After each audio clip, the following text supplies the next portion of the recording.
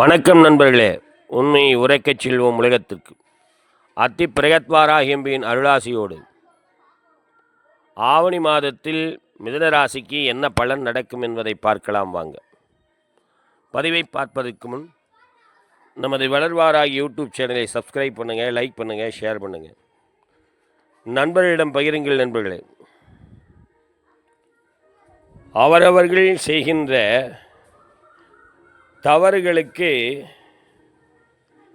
தவறுகளால் ஏற்படுகிற துன்பங்களுக்கு அனுபவம் என்று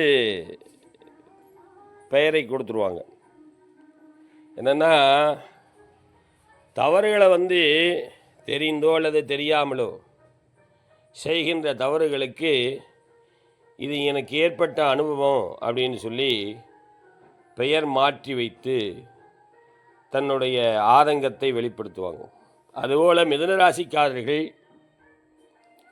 தற்சமயத்தில் நிறைய தவறுகளை செய்ததால் இப்போ வினைகளாக இறையச்சூழலில் நடந்துட்டுருக்கு. ஜென்மத்திலேயே குரு தசாபுத்தி நல்லா நடக்கிறவங்களுக்கு மட்டும்தான் சிறப்பான பலன்கள் உண்டு.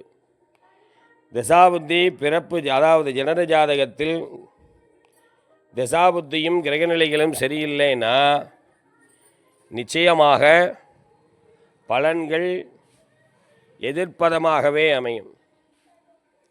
ஏன்னா இப்போ ஜென்மத்தில் இருக்கிற குரு என்ன பண்ணுவார் அப்படின்னா, ஜென்மராமர் வனத்திலே சீதையை சிறை வைத்ததும் அப்படிங்கிற மாதிரி தன்னுடைய வாழ்வியம், தன்னுடைய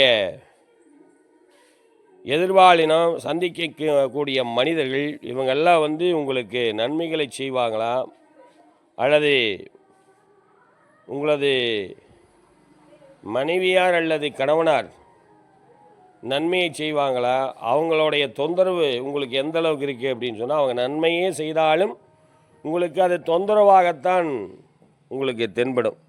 உங்களுடைய அனுபவங்கள் பணம் காசு மற்றபடி இதில் எல்லாம் இந்த மாதத்தில் ரொம்ப சிரமப்பட்டு பணம் காசு உங்களுடைய தேவைக்கு சேர்ந்துடும். தொழில் உத்தியோகம் சிறப்பான பலன்களை கொடுக்குது. அதே போல் புத்திர வகையிலும் நல்ல பலன்கள் உண்டு. 4ஆம் பாவகத்தை பொறுத்தளவுக்கு, அதாவது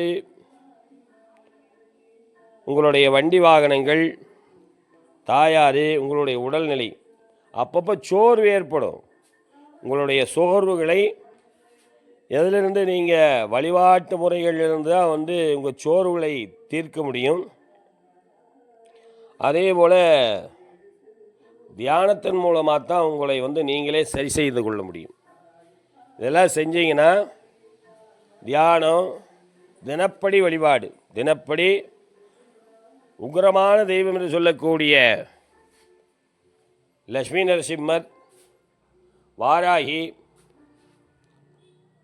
காளிகாம்பாள், பிரத்யங்கராதேவி இவங்களையெல்லாம் வழிபாடு செய்தீங்கன்னா இடர்பாடுகளிலிருந்து நீங்கள் தப்பிச்சுக்கலாம். ஆரம்பத்தில், முதல் மாதத்தின் ஆரம்பத்தில் தனவரவே, பணவரவே, உத்தியோகம் இதெல்லாம் திருப்தி இல்லைன்னா கூட உங்களுடைய தேவைக்கு பூர்த்தி ஆயிரும். சிரமம் இல்லாமல் வாழ்க்கை சிறப்பாகவே போகும். ஆனால் கவனம் தேவை. எதுலேயுமே உங்களுக்கு எது கிடைச்சதுனால திருப்திப்படுத்துகிற அளவுக்கு, திருப்தி படுகிற அளவுக்கு இல்லை.